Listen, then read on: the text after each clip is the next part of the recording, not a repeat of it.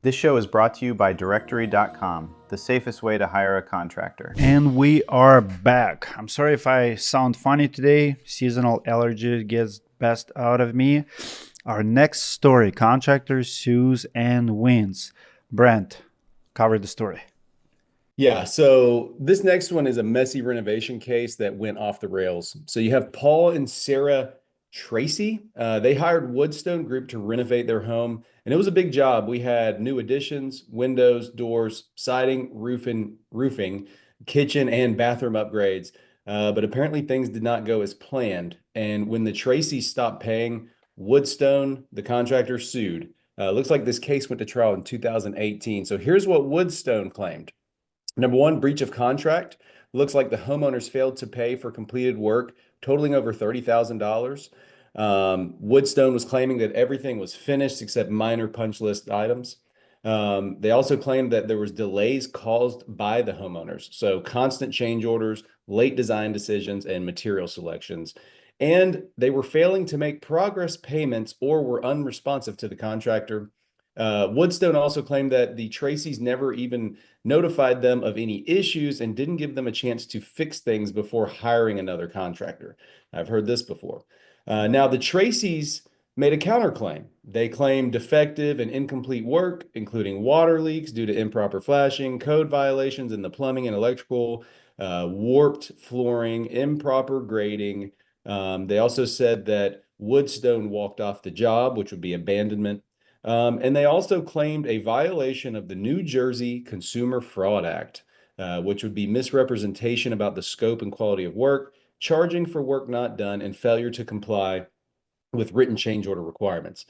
Then, last thing, delays that made their home uninhabitable. So, the outcome of this, well, the court ruled in favor of the contractor Woodstone. He actually awarded them $33,323. The judge even went as far to reject the homeowner's claim, saying that their testimony was not even credible. This is a quote from the judge. He said the alleged defects were cosmetic at best. The defendants asserted that they were in peril because of the chimney being removed. The evidence was such that there was no dangerous condition. Ms. Tracy failed to complete the necessary appliance choices and other choices to enable the plaintiff to complete the job in a timely fashion. And also, Ms. Tracy ordered the wrong size range. She waffled on the cost of appliances. She waffled on the payments she made. She simply did not recall a lot of details, end quote. The Tracys tried to appeal, but the original ruling was upheld in 2020. And after the ruling, Woodstone had to take action to get payment. The sheriff ultimately seized more than $34,000 from the Tracys' bank account. Wow. What a crazy story. The work always sucks once the bill is due.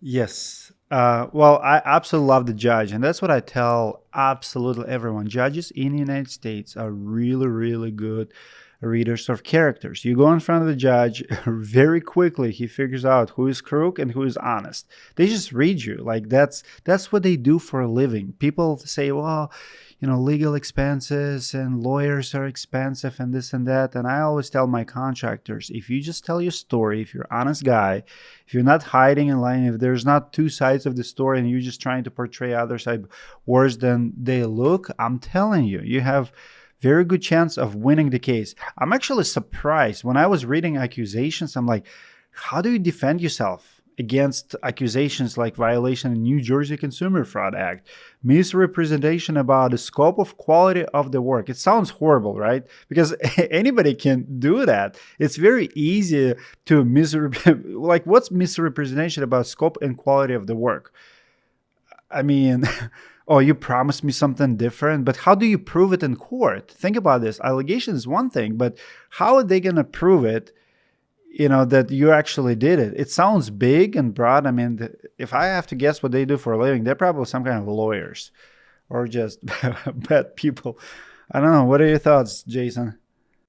Actually, I'm surprised too. It looks like the customer didn't really have proof or evidence or professional inspectors that came in and really sided with them. So to me, at first, I was surprised that Woodstone won, but the more that you read into it, the defendant or the homeowner couldn't back up their allegations. And so I think that ultimately is what gave Woodstone the win.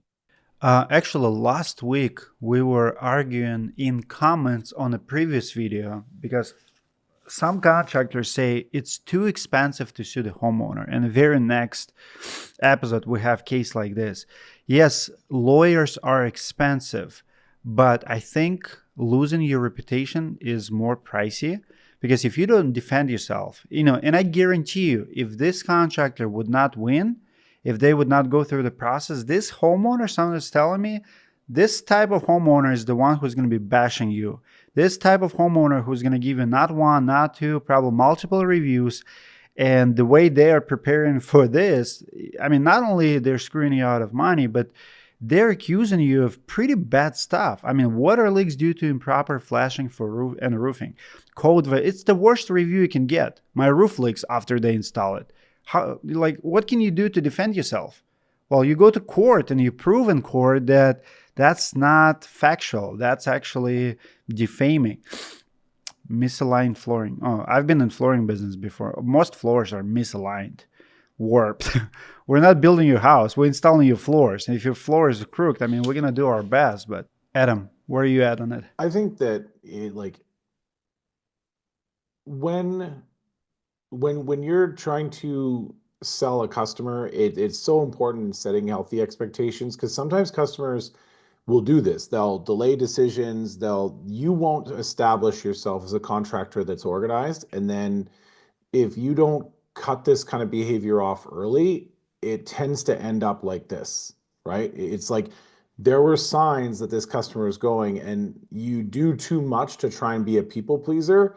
And then you end up in a situation like this at the end. There's probably some discipline or expectation setting that could have happened earlier that could have maybe prevented this. I can't go back in the past and see things, but when I hear about stuff like those delayed decisions and multiple constant change orders, there was probably some we'll do that to be nice. It's okay. And then when the accumulation of it comes, that's when the problems all of a sudden become unreconcilable, and you have like this thing that blows up and goes to court.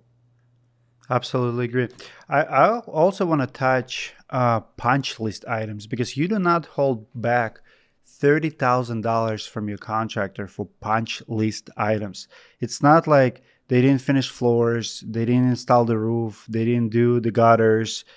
Punch list should be no more than 10%. On average, 5% of the project. You can't just hold a payment because your floors are squeaky in the bathroom, or grout lines are here missing, and like few dents in the drywall or what's not, right?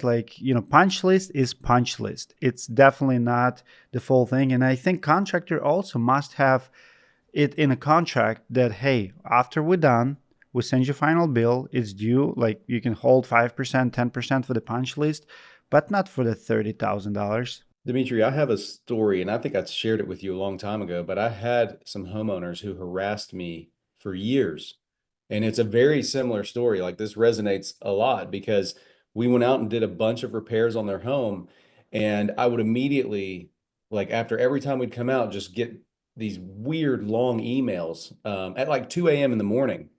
And I mean, they just had this moving target. Well, through me doing some research, I found out that they were professional, like kind of homeowner con artists. The husband was a lawyer, a failed lawyer, but he was a lawyer.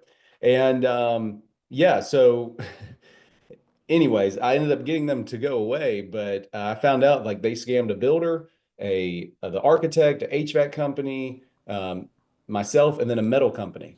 Wow. And this is just how they do it. So this smells like that to me. One of the complaints from Woodstone when they presented the case was failure to make progress payments and unresponsiveness.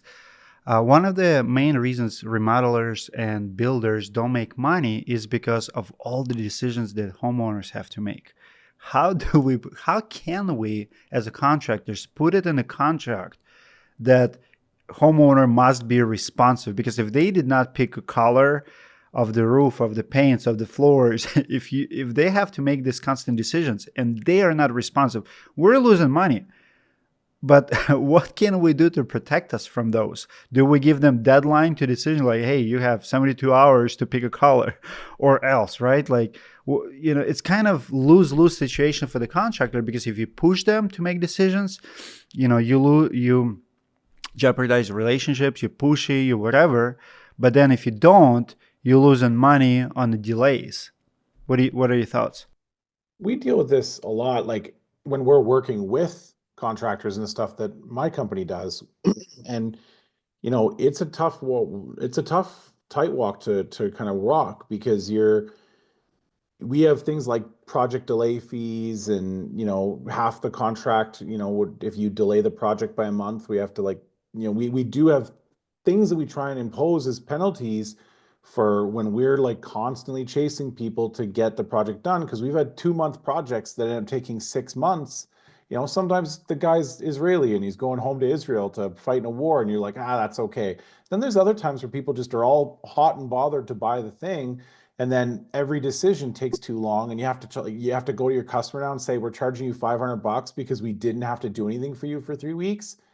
And then they get a bad taste in their mouth. But it's important to try and educate both parties, like both sides, doesn't matter who you're dealing with, but you have to educate the other party in the cost of delays in a project. Like, even just having to go back and rethink about a project that you haven't thought about for a while forces you to have to kind of go back 10 pages and get into that mindset to re-engage, like, okay, what were we doing for this person? And oh, right. And then this is why we were at this decision. If you wait a period of time, it's more work to go back and process that decision. You have to be able to explain it. Love it. Couldn't say it better. When we come back, we have update about Renda the Roofer here in Minneapolis. And I want to sum up this contractor sues and wins story. Homeowner is not always right. If you're a contractor listening to the show, stand your ground, defend your reputation. They are not always right. You have the right to sue too, and to take them to court if you think the law is on your side. We'll be back. Directory.com, the safest way to find a roofing contractor. The Directory app is free to use, and all contractors and their jobs come with a $20,000 guarantee. Directory is a concierge service. They find and recommend contractors to use for home improvement and back them up with a $20,000 guarantee. In case a contractor takes your money and runs away, Directory will give you your money back or will finish the project if the contractor disappears and ghosts the project. Directory doesn't give bad recommendations, but in case of a dispute, you are covered with a $20,000 guarantee. Download the app now and hire your next contractor with peace of mind.